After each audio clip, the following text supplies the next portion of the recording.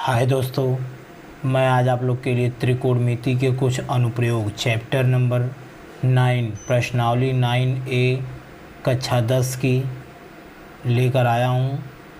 प्रश्न नंबर 1। आज मैं आपको 6 प्रश्न पढ़ाऊँगा कुल। चलिए देखते हैं पहला प्रश्न क्या बोल रहा है।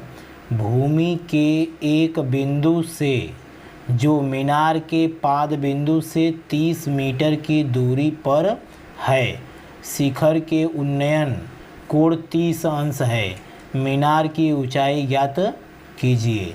देखिए दोस्तों, कुछ नहीं है, बहुत ही आसान है। भूमि के एक बिंदु से, यहाँ पर आपका ये भूमि हो गया, ज़मीन हो गया। भूमि के एक बिंदु से, ये भूमि हो गई, इस पर एक बिंदु से कहीं से भी जो मीनार के पाद बिंदु से 30 मीटर की दूरी पर है, यानी एक ठो मीनार है यहाँ पर, मीनार के पाद बिंदु, मीनार के पाद बिंदु मतलब मीनार के एकदम जड़ से, यानी मीनार के पाद बिंदु से कितने मीटर की दूरी पर है ये बिंदु, मान लीजिए ए बिंदु है, 30 मीटर की दूरी पर है, ये 30 मीटर की दूरी पर है दोस्तों।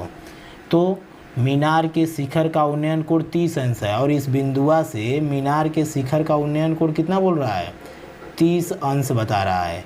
तो मीनार की ऊंचाई ज्ञात कीजिए, यानी ये आपकी मीनार की ऊंचाई पूछा हुआ है। माना मीनार की ऊंचाई बराबर h मीटर। बस इसका नाम दे लीजिए, A है, B है और ये C है। तो दोस्तों सबसे पहले आपको इस सवाल में आने से पहले मैं आपको 2-3 चीज़ बता दे रहा हूँ।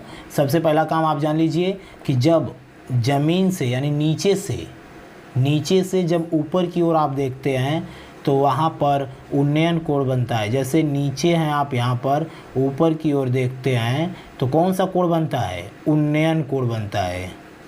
अगर नीचे से ऊपर की ओर आप देखते हैं तो उन्नयन कोण बनता है। वही चीज़ अगर आप ऊंचाई से नीचे की तरफ देखते हैं तो कौन सा कोण बनता है, ये ऊंचाई पर आप यहाँ पर हैं, इधर नीचे की तरफ आप देखते हैं तो ये कोण बनता है अवनमन कोण। ये हो गया अवनमन कोण। तब दोस्तों देख लीजिए, यहाँ पर दिया था कि इस बिंदु से उन्नयन कोण 30 अंश है, तो यानी उन्नयन कोण मतलब ऊपर की ओर देख रहा है। मीनार के शीर्ष का उन्नयन कोण दिया था, शिखर का मतलब शीर्ष का। बस दोस्तों ये ज्ञात करना है आपको। तो अब आप जानते हैं त्रिकोणमितीय अनुपात में साइन कास टेन काट सेक कोसेक कुछ फार्मूले होते हैं, उसको आपको सबसे पहले जानना पड़ेगा। जैसे आप जानते हैं या नहीं भी जानते हैं तो जान लीजिए। जैसे होता है लाल बटा कक्का KKA, इससे हम क्या पढ़ते हैं, 6 त्रिकोणमितीय अनुपात होते हैं। त्रिकोणमितीय अनुपात कितने होते हैं, 6 होते हैं। एक होता है sine theta, cos theta, tan theta, cot theta, sec theta और कोसेक थीटा। इन सब के बराबर फार्मूला होता है। यदि कभी भी कोई भी त्रिभुज समकोण त्रिभुज बनता है तो उसी में से हम इन 6 त्रिकोणमितीय अनुपात में से फार्मूला खोज लेते हैं। इसी लाल बटा कक्का की सहायता से हम लोग उसमें पढ़ते हैं। तो देखिए साइन थीटा बराबर लंब बटा कर्ण, ये साइन होता है, यहाँ से इसको साइन बोलते हैं, साइन थीटा। ये होता है कास थीटा, ये होता है टेन थीटा। इसको पढ़ लेते हैं हम लोग। साइन थीटा बराबर लंब बटा कर्ण, इसी प्रकार कास थीटा बराबर ए से आधार बटा कर्ण, ये आधार बटा कर्ण हो गया। टेन थीटा बराबर हो गया लंब बटा आधार। फिर इसी का जस्ट उल्टा होता है, ये काट बोलते हैं इसको, काट थीटा बराबर आधार बटा लंब। ये हो गया सेक थीटा बराबर कर्ण बटा आधार। ये हो गया आपका कोसेक थीटा बराबर कर्ण बटा लंब। तो दोस्तों प्रश्नावली 9 में आने से पहले आप प्रश्नावली 8 में पढ़ चुके हैं ये सब, बस आपको थोड़ा सा याद दिला दे रहे हैं। तो काट थीटा बराबर हो गया आधार बटा लंब, फिर कोसेक थीटा बराबर कर्ण बटा आधार, कोसेक बराबर कर्ण बटा लंब।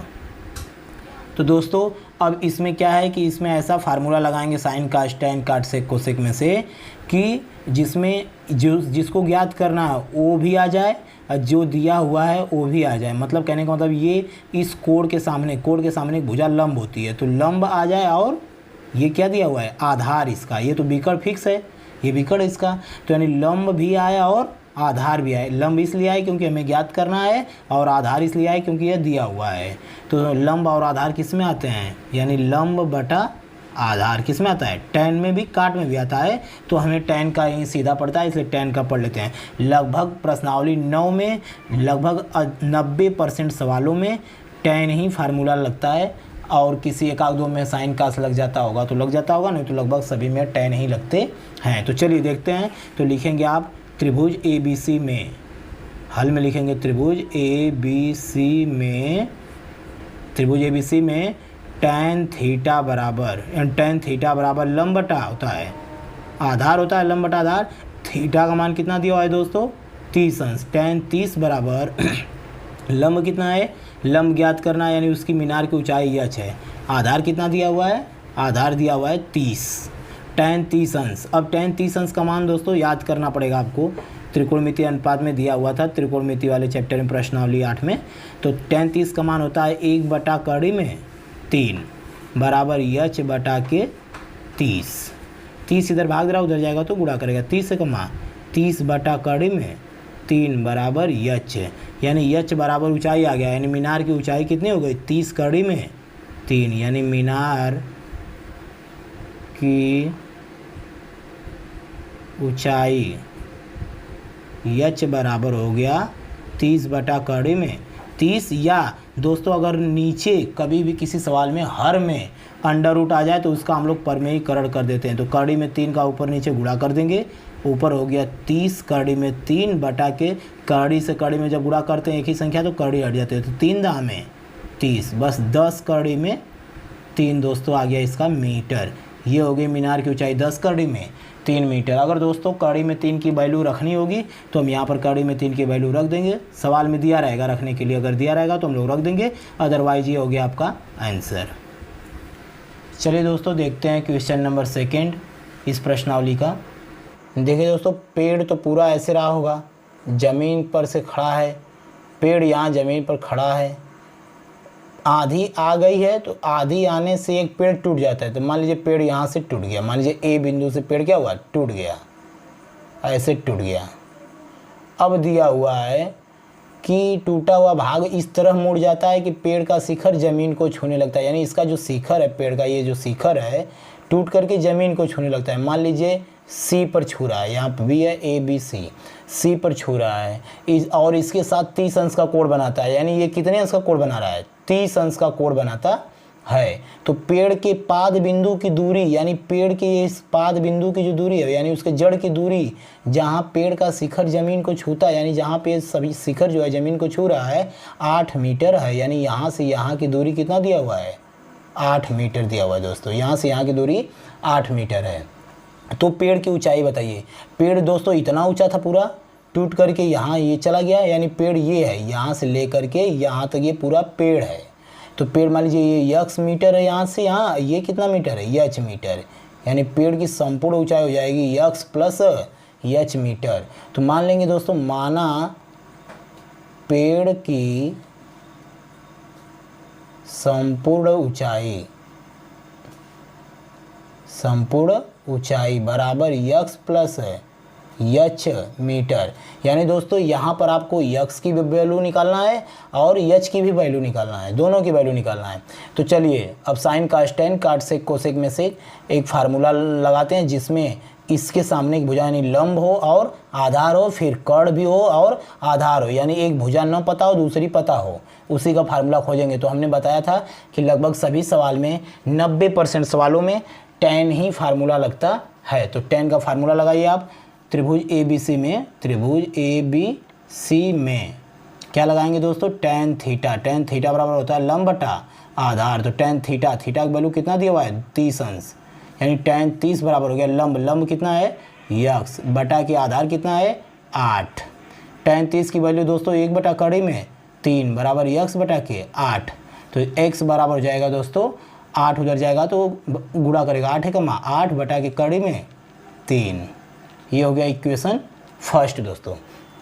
अब इसी के बाद h की भी वैल्यू निकालना है, जिस प्रकार x बराबर आ गया इतना उसी प्रकार h बराबर भी निकालेंगे। तो फिर इसी में आते हैं साइन कास टेन में से लगाते हैं जिसमें कर्ण हो और आधार हो। तो कर्ण और आधार किस में आते हैं, कास में आता है।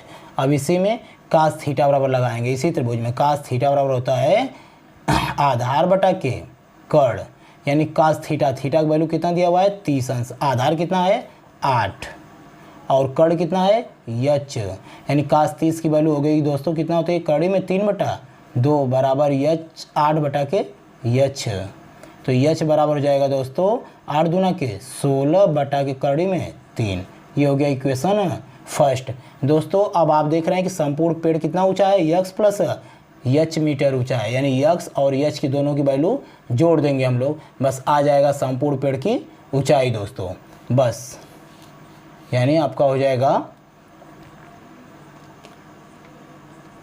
संपूर्ण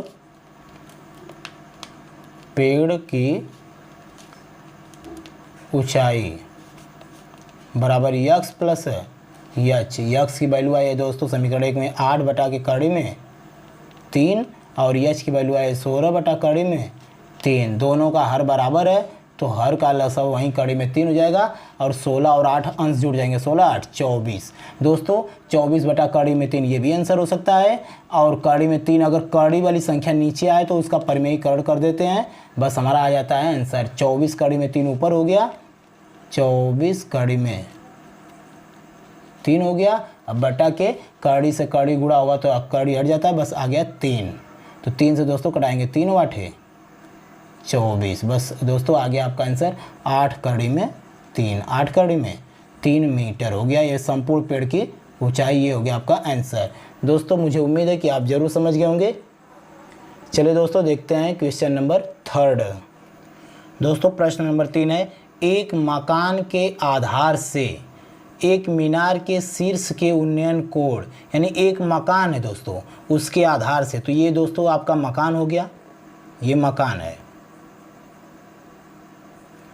के आधार से यानी यहाँ से नीचे से एकदम जड़ से एक मीनार के शीर्ष के उन्नयन कोण, यानी दोस्तों एक मीनार भी है, ये क्या ये मीनार है, दोनों ज़मीन पर ही स्थिर रहते हैं, मीनार भी ज़मीन पर रहेगा और मकान भी, मकान के आधार से मीनार के शीर्ष के उन्नयन कोण, ये मकान के इस आधार से मीनार के शीर्ष का उन्नयन कोण यानी कितना दिया हुआ है 60 अंश है, ये 60 अंश दिया हुआ है दोस्तों, तथा उसी मकान के शीर्ष से, इसी मकान के शीर्ष से मीनार के शीर्ष का उन्नयन कोण, यानी दोस्तों इसका मतलब मकान छोटा है, यहाँ मान लीजिए ए है, मकान के शीर्ष से मीनार के शीर्ष का उन्नयन कोण, यानी मीनार के शीर्ष का उन्नयन कोण, इसका मतलब मीनार जो है ऊंची है दोस्तों, मीनार जो है ऊंची है, यहीं पर दोनों मिल रहे हैं आकर के, उन्नयन कोण 45 अंश है दोस्तों, यहाँ पर 45 अंश दिया हुआ है, यानी ये वाला कोण जो बन रहा है कितने अंश का बन रहा है 45 अंश का उन्नयन कोण। मकान तथा मीनार के बीच की दूरी 20 मीटर, यानी मकान और मीनार के बीच की दूरी दिया हुआ है दोस्तों 20 मीटर है। मकान तथा मीनार की ऊंचाई ज्ञात कीजिए, मकान की भी ऊंचाई ज्ञात करना है और मीनार की भी ऊंचाई ज्ञात करना है, तो माना मकान की ऊंचाई x मीटर और मीनार की ऊंचाई h मीटर है। चलिए दोस्तों देखते हैं, तो इसमें आ जाते हैं, अब नाम रख लेते हैं इसका A, यहाँ पर B, यहाँ पर C और यहाँ पर D हो गया। तो त्रिभुज, अब 2 बार कोण आया है दोस्तों, तो 2 बार साइन का स्टैन में से कोई एक फार्मूला या दोनों फार्मूले या कोई भी फार्मूला 2 बार लगेगा, एक बार इसके साथ इस कोण के साथ, एक बार इस कोण के साथ, यानी एक बार इस त्रिभुज में एक बार इस त्रिभुज में, यहाँ पर भी नाम दे लीजिए ई जहाँ मिला हुआ है, बस। तो आ जाइए इस वाले कोण में, यानी त्रिभुज DBC में लिख लीजिए पहले, माना मीनार की ऊंचाई बराबर h मीटर और मकान की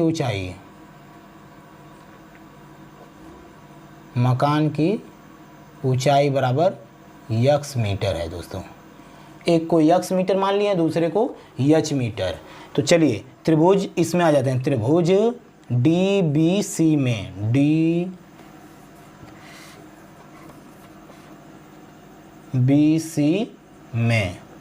त्रिभुज DBC में आ जाएंगे दोस्तों, तो देखेंगे tan लगाएंगे अगर, तो tan थीटा बराबर होता है लंब बटा आधार, बस tan ही लगा लेंगे, tan थीटा बराबर होता है लंब बटा आधार, तो थीटा की वैल्यू दिया हुआ है कितना 60 अंश इस वाले त्रिभुज में, tan 60 बराबर लंब, लंब का मान है यच बटा के आधार कितना है 20, यच बटा के 20। tan 60 की वैल्यू होती है कड़ी में 3, यानी यच बटा के 20 बराबर इतना, 20 उधर जाएगा तो गुणा करेगा, यानी 20 कड़ी में 3 बराबर यच। दोस्तों यच मतलब आ गया मीनार की ऊंचाई, 20 कड़ी में 3 मीटर हो गई मीनार की ऊंचाई। दोस्तों ये हो गया मीनार की ऊंचाई। इसी प्रकार दोस्तों अब आते हैं इसमें, इस वाले त्रिभुज में, त्रिभुज ADE में, ADE में अब आज ये त्रिभुज ADE में। दोस्तों पहले वाले त्रिभुज इसमें पहले भी लगा सकते थे, इसमें बाद में भी, कोई इसमें फर्क नहीं पड़ेगा, आप चाहे जिसमें पहले लगाइए। तो आइए चलिए tan 45 यानी tan थीटा बराबर लंब बटा आधार, थीटा की वैल्यू दिया हुआ है कितना 45, tan 45 बराबर लंब, लंब इतना है तो इतना कितना है। तो दोस्तों अगर ये मकान यक्स है यहाँ से यहाँ, तो यहाँ से भी यहाँ क्या होगा यक्स होगा, यक्स मीटर, तो ये पूरा यच था तो ये यक्स निकल जाएगा, तो ये बचेगा यच माइनस यक्स मीटर इतना, यानी लंब की वैल्यू हो गई यच माइनस यक्स बटा के आधार, आधार कितना है यहाँ से यहाँ की वैल्यू कितनी दी हुई है 20, यहाँ देखिए 20 है तो यहाँ भी 20 होगा, बस हो गया 20। बस दोस्तों tan 45 की वैल्यू कितने होते हैं 1 बराबर यच माइनस यक्स बटा के 20, 20 से कमा 20 बराबर यच माइनस यक्स। दोस्तों अब यहाँ ये मान लीजिए समीकरण 1 था, यहाँ पर ये समीकरण 1 है, तो समीकरण 1 से यच का मान यहाँ पर 20 कड़ी में 3 जो है यहाँ पर रखेंगे इसमें, तो अब आप रख देंगे तो यच बराबर रख दीजिए दोस्तों बस, यानी 20 बराबर यच का मान है यहाँ समीकरण 1 से निकालेंगे 20 कड़ी में 3 माइनस यक्स, तो यक्स उधर जाएगा 20 इधर आएगा, यानी यक्स बराबर हो जाएगा दोस्तों 20 कड़ी में 3 माइनस 20, यानी 20 कॉमन हो गया दोस्तों, तो बचेगा कड़ी में 3 माइनस 1, यानी इतना आ गया दोस्तों इसका आंसर। या दोस्तों कड़ी में 3 की वैल्यू रख देंगे आप 1.732, यानी आपका हो गया 20 1.732 माइनस 1, घटाएंगे 20 का इसी में गुणा कर देंगे तो दोस्तों आपका आ जाएगा आंसर, ये हो जाएगा इसका आंसर। दोस्तों आई होप कि ये बात आप जरूर समझ गए हैं। चलिए दोस्तों क्वेश्चन नंबर नेक्स्ट करते हैं, क्वेश्चन नंबर 4। क्वेश्चन नंबर 4 है, जिस समय सूर्य का उन्नयन कोण 30 अंश था, एक स्तंभ की परछाई 20 मीटर नापी गई, यानी एक स्तंभ है दोस्तों, सूर्य यहाँ पर है, जिस समय 30 अंश था, एक स्तंभ की परछाई कई मीटर नापी गई 20 मीटर, यानी इसकी परछाई जो है ज़मीन पर पड़ेगी, ये ज़मीन है दोस्तों AB, इस पर 20 मीटर नापी गई, तो उन्नयन कोण उस समय इसकी कितने था, उन्नयन कोण 30 अंश था, उन्नयन कोण यहाँ से बस। तो स्तंभ की ऊंचाई ज्ञात कीजिए, यानी स्तंभ की ये ऊंचाई पूछा हो, तो माना स्तंभ की ऊंचाई कितना है यच मीटर है, माना स्तंभ की ऊंचाई यच मीटर है बस दोस्तों ABC, बस वही tan वाला फार्मूला इसमें लगा देंगे, tan थीटा बराबर होता है लंब बटा आधार, तो tan थीटा, थीटा की वैल्यू कितना दिया हुआ है 30 अंश, इसी त्रिभुज में त्रिभुज ABC में दोस्तों बस, तो tan 30 बराबर लंब, लंब का मान निकालना, यच का मान आधार कितना दिया हुआ है 20, tan 30 की वैल्यू कितनी होती है 1 बटा कड़ी में 3 बराबर यच बटा के 20, 20 ऊपर चला गया, यानी 20 से कमा 20 बटा कड़ी में 3 बराबर यच, यानी यच बराबर आ गया दोस्तों, इसकी ऊंचाई स्तंभ की ऊंचाई आ गई, तो स्तंभ की ऊंचाई आ गई, तो अगर कड़ी में नीचे है तो ऊपर नीचे इसका परमेयकरण कर देते हैं, हमने बताया अभी पिछले सवाल में, यानी 20 कड़ी में 3, ऊपर भी कड़ी में 3 से और नीचे भी कड़ी में 3 से गुणा कर देंगे, तो आपका आ जाएगा दोस्तों 20 कड़ी में 3 बटा के 3 मीटर। अगर दोस्तों कड़ी में 3 की वैल्यू भी रख देंगे तो भी आंसर सही है, नहीं भी रखेंगे तो भी आंसर सही हो जाएगा। आई होप कि ये बात आप जरूर समझ गए। चलिए दोस्तों क्वेश्चन नंबर नेक्स्ट देखते हैं, क्वेश्चन नंबर 5। यदि एक मीनार की छाया उसकी लंबाई की कड़ी में 3 गुनी है, दोस्तों एक मीनार है, उसकी जो छाया पड़ रही है ज़मीन पर, ये ज़मीन है, इस ज़मीन पर उसकी जो छाया पड़ रही है उसकी लंबाई की कड़ी में 3 गुना, अगर उसकी लंबाई मान लीजिए यक्स मीटर है, मीनार है ये, मीनार की मान लीजिए लंबाई जो है यक्स मीटर है, तो उसकी जो छाया पड़ रही है कड़ी में 3 गुना पड़ रही है, यानी कड़ी में 3 यक्स। आई होप कि ये बात आप जरूर समझ गए। सूर्य का उन्नयन कोण ज्ञात कीजिए, यानी ये कोण बताना है आपको दोस्तों, ये थीटा की वैल्यू बताना है, यहाँ पर कितना अंश का कोण बना है, इसका नाम दे लीजिए सी, यानी त्रिभुज ए बी सी में अब ऐसा फार्मूला लगाइए साइन कास टेन में कि जिसमें लंब आता हो और आधार आता हो। तो हमने बताया था कि लगभग 90% सवालों में टेन ही लगाते, तो टेन लगा देंगे। टेन थीटा बराबर होता है लंब बटा आधार, यानी लंब बटा आधार होता है। तो टेन थीटा, थीटा की तो वैल्यू ही निकालना है। लंब कितना है यक्स, आधार कितना है कड़ी में 3 यक्स, तो यक्स से यक्स कट जाएगा, ऊपर 1 बचेगा। यानी दोस्तों टेन थीटा बराबर हो गया 1 बटा कड़ी में 3। तो इधर टेन है तो इधर भी अब देखेंगे कि टेन में किसकी वैल्यू 1 बटा कड़ी में 3 होती है। तो टेन 30 अंश के मान 1 बटा कड़ी में 3 होता है। तो टेन से टेन क्या होगा, कट जाएगा, यानी थीटा बराबर दोस्तों बच जाएगा 30 अंश, यानी थीटा की वैल्यू आ गई 30 अंश, यानी कोण हो गया सूर्य का उन्नयन कोण कितना हो गया, सूर्य का उन्नयन कोण 30 अंश हो गया। आई होप कि ये बात आप जरूर समझ गए हैं। चलिए दोस्तों क्वेश्चन नंबर 6 देखते हैं। सूर्य के प्रकाश में 45 मीटर ऊंची ऊर्ध्वाधर मीनार की छाया, एक दोस्तों मीनार है, इसकी जो छाया है 45 मीटर ऊंची ऊर्ध्वाधर मीनार है। मीनार की ऊंचाई दिया हुआ है कितना 45 मीटर, यानी मीनार जो है 45 मीटर ऊंची है, उसकी जो छाया है 45 कड़ी में 3 मीटर की है। यानी इसकी जो छाया बन रही है ज़मीन पर कितनी लंबी बन रही है, 45 कड़ी में 3 मीटर लंबी बन रही है दोस्तों। बस कुछ नहीं है, ए बी सी। सूर्य का उन्नयन कोण बताइए, यानी ये उन्नयन कोण बताना है, नीचे से ऊपर देखेंगे वही उन्नयन कोण बताना है दोस्तों। बिल्कुल 5वें क्वेश्चन की तरह है, एकदम आसान है। सूर्य का उन्नयन कोण बस इसी में लगा देंगे, त्रिभुज ए बी सी में टेन थीटा बराबर होता है लंब बटा आधार। बस दोस्तों लंब बटा आधार, तो टेन थीटा, थीटा की वैल्यू ही निकालना है। लंब कितना है 45, आधार कितना दिया हुआ है 45 कड़ी में 3, 45 से 45 आपका कट जाएगा, ऊपर 1 बचेगा, यानी 1 बटा कड़ी में 3। टेन थीटा बराबर 1 बटा कड़ी में 3। तो टेन थीटा, इधर टेन थीटा तो इधर भी टेन ही की वैल्यू रखना है। टेन किसका मान 1 बटा कड़ी में 3 होता है, तो अभी हमने बताया टेन 30 का मान होता है 1 बटा कड़ी में 3। तो टेन से टेन क्या होगा, कट जाएगा, यानी थीटा बराबर आ गया 30 अंश। यानी सूर्य का उन्नयन कोण दोस्तों कितना हो गया 30 अंश। सूर्य का उन्नयन कोण पूछा हुआ था, तो सूर्य का उन्नयन कोण हो गया 30 अंश, इसका हो गया आंसर दोस्तों। अब मिलते हैं नेक्स्ट वीडियो में क्वेश्चन नंबर 7 के साथ। थैंक यू, आज के लिए इतना ही। Thank you for watching this video.